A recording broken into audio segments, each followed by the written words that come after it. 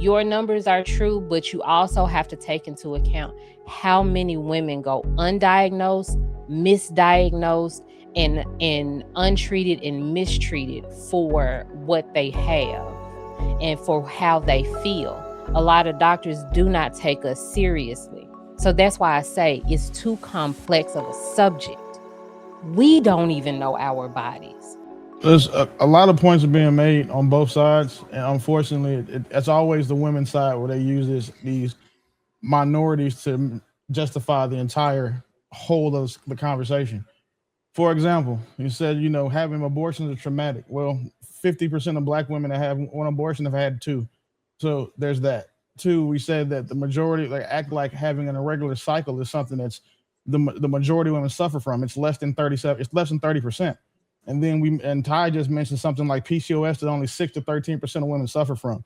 So it's like every time we have these conversations, they try to minimize or they try to maximize these small anecdotal, very, very unfrequent things that women deal with just because they've dealt with it or they've seen it on TV or they've seen it in their friend groups.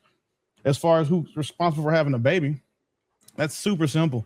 If the woman has a full say to have an abortion without having the father's input, then that man should be able to say, well, okay, if you keep this baby that I don't want, should be able to walk away from it. It should be a legal document. It should be something that once she's declared that she's pregnant or she decides that she wants to keep the baby, he should also have the opportunity to say, you know what, I want to have this baby or I do not, because having a baby is a two-part process. It's conception and then delivery.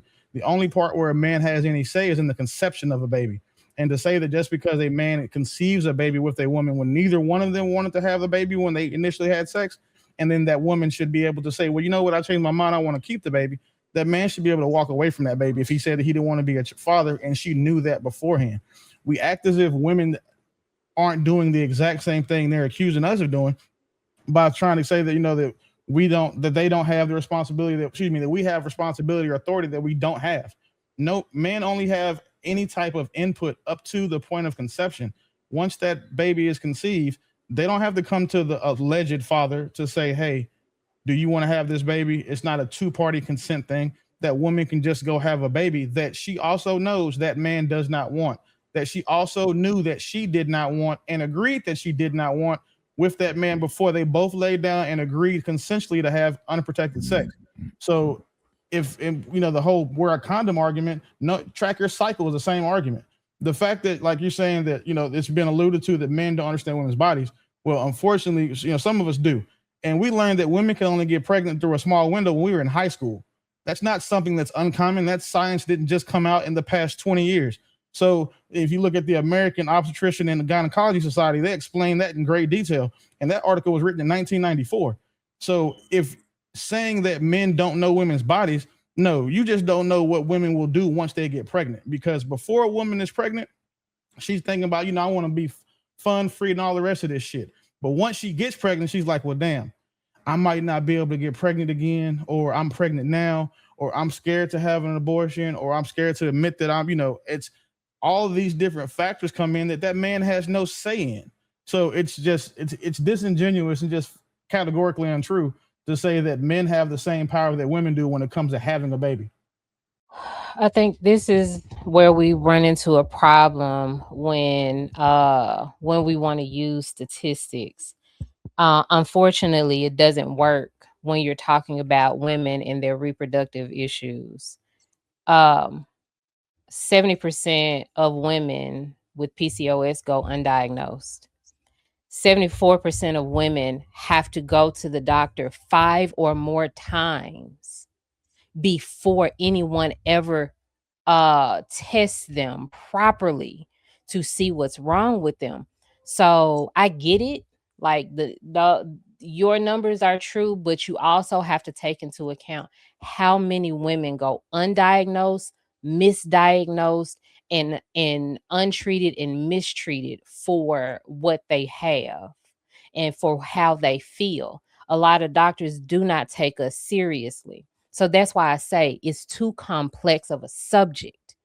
We don't even know our bodies. All we know is that something is wrong, and the doctors they either tell us, I'm gonna put you on birth control and this will fix it, or you need a hysterectomy and we're just gonna take everything.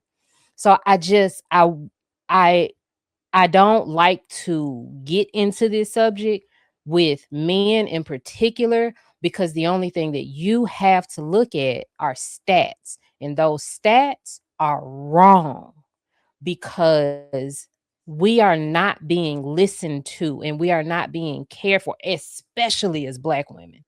Our bodies are mistreated every single day. We are misdiagnosed and undiagnosed every single day. So that is the only reason why I am stuck on everybody needs to be responsible for their own body. We hadn't even gotten to the pregnancy part. Just be a good steward over your own DNA, your tissues, your fluids. Just do that. I think we can solve a lot of problems. That's all I be saying.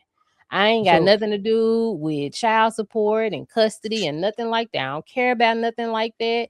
I'm talking about just be a good steward initially. So this is the problem that I have, like that you're going to run into when you say you can't count statistics. The only time people don't want to count statistics are when it goes counter to the argument or disproves the logic behind the argument they're basing their conversation on.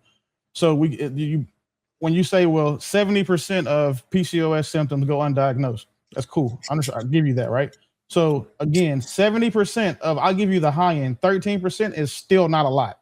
It's still not going to make it the majority. It's still not going to make it anything more than a negligible condition that a small subset of women deal with. I'm not saying that the parameters or whatever happens in that condition are negligible, but as far as looking at the mean, the average of women, it has no bearing and it doesn't move the needle. I will never, ever make the argument that Black women do have a harder time going to seek medical care from adequately and being treated by their doctors, because that's also something that has been documented, not just with, your anecdotal experience. They're the same studies from the same organization that prove this. It usually takes a Black woman 4 to 6 visits to get the same diagnosis that it takes a yellow, white, or brown woman. No argument there. However, on the subject at hand, the conversation, it's not about just statistics, it's understanding science. I have known full well when a woman is able to get pregnant since I was 15 years old, and it's only in that small window. And yes, women's periods are largely irregular in their teen years, but between the ages of 20 and 30, they do regulate, and from 30 on, they're pretty normal. 70% of women have normal cycles. So for women to say, like in your case, you said you didn't care because to you just didn't care because you weren't having a bleed and having a period and deal with that shit. So I understand why you wouldn't care. However, now, if you want to use that small percentage of you, how many of those women that are these men sleeping with that think just like you? Well, shit, I'm not bleeding, so I can fuck it when I want to because I deserve pleasure. The same way that you say you deserve pleasure, men do too, but neither one of you guys are entitled to consequence-free pleasure. Nah, he cooked that shit up. The only one thing I had was, how can you have a statistic on a statistic that don't exist? So if you're saying that it's undiagnosed, how can you know that 70% of them? That was the only thing I was curious about. I can explain that because it's I get it, because what they do is they ask women who thought they had it and what happened when they, like, how long they found out. A lot of these women that have had it for a long time, and they've also been seen by doctors while they had it and were told they didn't have it. So if they asked 10,000 women and then 500 of those women say, well, yeah, I had it, but it went undiagnosed for X amount of time, that's where that number comes from. But the problem is that it's only 70% of 13% of women. Yeah, no, I overstand, but thank you. So I don't want to keep beating the initial part of it.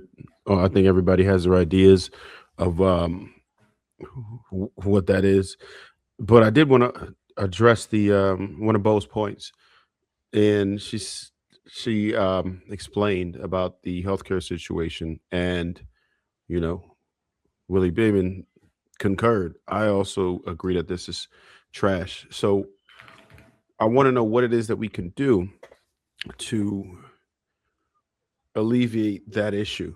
Why is it that Black women in particular are mistreated, and what do you think that we can do about it? What type of actions can we take to stop this? Now, I know there are absolutely different tiers. Western medicine is very different than Eastern medicine. That's one thing by itself. If you are here, your health insurance will cover some types of medical benefits. But if you see a doctor beyond that, if you have more money, if you have private doctors, you see better care and you get different answers all the time. This is facts. Anybody who's ever been to a private doctor that is not under your insurance, then you know that they are superior to that healthcare insurance, and you are treated like a second-class citizen. And then if you still happen to be a black woman, even worse, right? So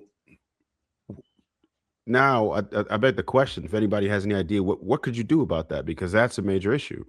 We we already dogged the other point. So like, what could we do? They also mentioned that in the video too, where it's a point of concern. But if we're going to mention it, what is it? What can we do to fix this? Because it's a situation that we have to address. We can't accept the fact that black women are going to continue to be mistreated medically over and over and over again. But how do we stop it? There's not going to be anything that we can do in mass to stop it, because it's an organization and an industrial complex that supports doctors making these diagnoses, because black women or black people in general have been viewed as guinea pigs and test subjects for the majority of this medication. And if you look at what it costs Ty to have a baby in the same hospital with the same conditions, under the same circumstances, in the same room with the same doctors, what she pays for that baby is going to be up to, on average, 30% higher than her white or yellow or brown counterparts. So there's nothing you can do about human greed. The only solution that we may have in the interim, which is still going to be delayed 10 years at best, is have more black men and women become doctors and gynecologists. And so then that way, and then not only become those doctors, but specialize and prioritize people that look like them. The problem with that is that when you do that, you still have the greed, the human greed, and just basic psychology. These black men and women become doctors and realize, well, shit, why would I go do this job for $250,000 a year when I can go work for these white folks and make $600,000, even though I'm having to exploit people who look like me? And one thing that I've learned about people in mass is you cannot beat greed. And when it comes to dollars, they're saying if it doesn't make sense, if it doesn't make dollars, it's not going to make sense. So for one of the things that a few of us have the ability to do is pay for concierge medicine. And if anyone's not familiar with that, just Google it. But night and day. Their insurance company. So concierge medicine allows you to pick the specialist of your choice. In what it doesn't, there's no networks, because you're paying a high monthly premium. I pay $3,600 a month. But what that would mean is that, say, if me and my woman were having a baby, she can pick a specialist anywhere in the world, and that's who will be her doctor, because what we're paying for. And the reason why I spend that money is because, like, I have children that are going to go through the same thing at some point, where a doctor's going to tell them, no, you're not sick. We don't have that problem. If my son says, hey, daddy, my balls hurt, I want to go get him checked because he may have testicular torsion because it runs in our family. And going to a regular doctor, they'll just give you Tylenol or Advil and tell you to stay off your feet and put ice on your nuts, not knowing that if you have that condition for more than 4 to 6 hours, you can actually lose your testicle and your ability to have children. So there's a lot of things where, like, they've put the access to adequate medical coverage or medical access, the dollar amount and the barrier to entry is so high that 99% of people can't afford that. If any of us looked at just the majority of people we know, how many of them can afford to pay $3,600 a month for adequate medical coverage, when most of us are complaining about paying $500-$600 for a family? And then that doesn't include dental. And then concierge dental is a whole separate conversation, but it's not really worth the money, because most dentists you can pay a dollar amount for that. But like, it does include vision.